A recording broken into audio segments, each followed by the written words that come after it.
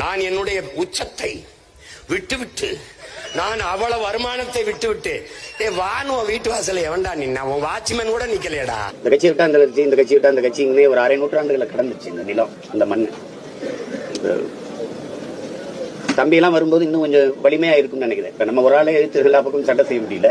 அப்ப அவர் வந்தா இன்னும் கொஞ்சம் ஆதரவா இருக்கும். அதனால அவர் வரணும். அவருக்கு இன்னைக்கும் மதிப்பு இருக்கு. இந்தியாவிலேயே அதிக சம்பளம் வாங்குற நடிகர் தமிழ்நாட்டில் அவர் தான் முதன்மையான நடிகர். உண்மையிலே பார்த்தா அவர் தான் இப்போதைக்கு சூப்பர் ஸ்டார்.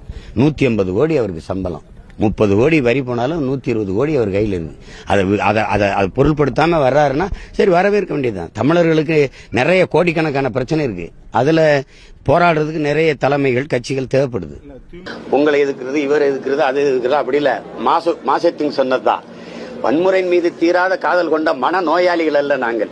எல்லாரும் எதுக்கணுங்கிற ஒரு பெரிய இது ஒரு மன நோயாளிகள் அல்ல நாங்கள். சரினா சரி, தவறுனா தவறு. அதுல தம்பி விஜய் வரட்டும், வாழ்த்தணும் தான் சொல்றேன். என்னுடைய அன்பு சகோதரன் அஜித்தும் ஐயா ரஜினிகாந்த் அவரும் தங்களுடைய புகழை வியாபாரம் செய்ய விரும்பவில்லை. யாரோ வர்றாங்க, வரட்டுமே, அவரு விஜய் வரட்டுமே. ரஜினிகாந்த் ஆதரிச்சுருவீங்களா? ரஜினிகாந்துக்கு எனக்கும் சம்பந்தம் இல்ல. விஜய் என்னுடைய தம்பி. அவர் யாரையாரோ வந்து கட்சி ஆரம்பிக்கிறாங்க, அவர் வந்து கட்சி ஆரம்பிச்சா வரவேற்பேன்.